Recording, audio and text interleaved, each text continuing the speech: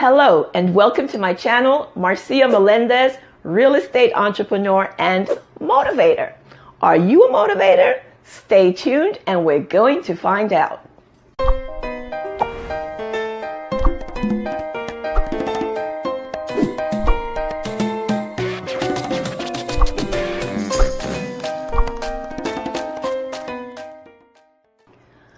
These days, when people talk about motivators, a lot of the times they're thinking about the large gurus, Les Brown, Oprah Winfrey, Tony Robbins.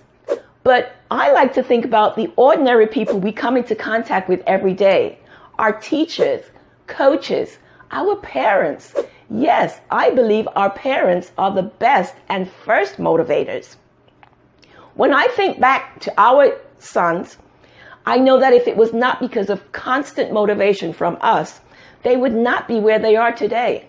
Contented, independent, and living the good life. So just what does it take to be an motivator? I think to be a motivator, you have to be a person that's upbeat, positive. You're able to see all different sides of a situation or a problem and able to give advice without being overly emotional. It helps if you're knowledgeable about all subjects, relatively speaking, and able to listen with empathy. Sometimes people don't even really want advice from us. They just want a listening ear and somebody that's able to let them figure out on their own what is going on in their lives. So one of the things I would say is, let's not confuse being a motivator with being a busybody. You know, those people in our circle who always have something to say, usually negative, about any situation that is going on. They never can offer some concrete positive advice, and they only see the bad things that are going to happen. That is not a motivator.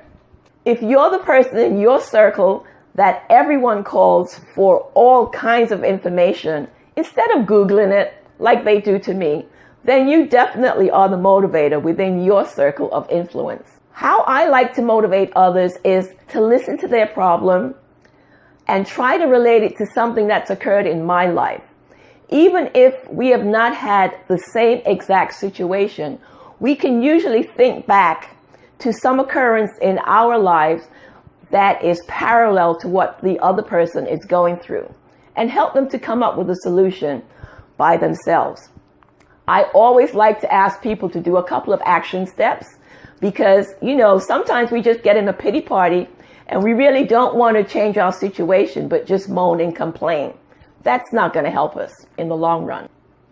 As a matter of fact, the saying with Nike, just do it, came out of the whole idea that motivation is something that we have to be active with. We have to take an action.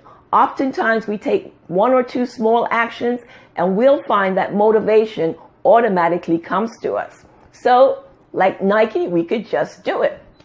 However, in the long term, I think motivating means just being positive, offering a helpful advice, reaching out to folks that you know may have a problem in your circle, and helping them see how they can best get through their challenges.